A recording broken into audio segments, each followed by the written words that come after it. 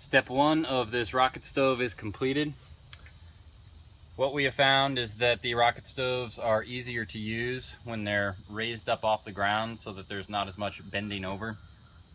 So what I've done here is just built basically a rubble platform. I just used a bunch of old broken up cement, which is, you know, freely available by the hundreds of ton in any Metroplex. And I've just sort of rubbled it together with a little bit of cob. Made it about, it's about a foot off the ground. And then what I've done is I've taken some of these bricks here and made like a level. This is actually going to be the very bottom of the burn chamber here. And you don't necessarily have to use bricks, but if you have them, it's a lot easier to use them than to just do cob.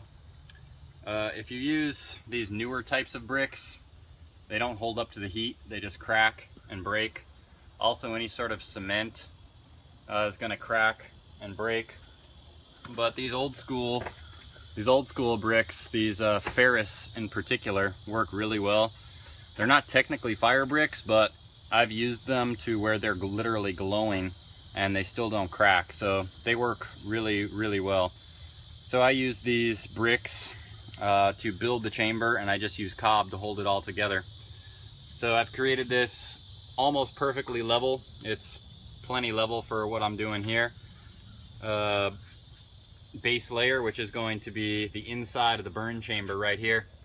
So all I'm going to be doing now is using these bricks to complete my chamber like so that it's just like these other ones. We'll be feeding it from down here. The flames will be shooting up from here. So it's a bit of a process, too tedious really for filming.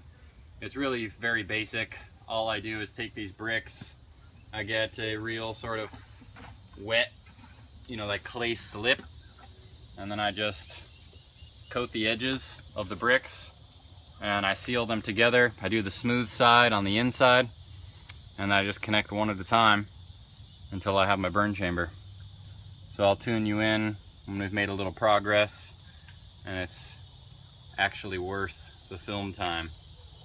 Bless.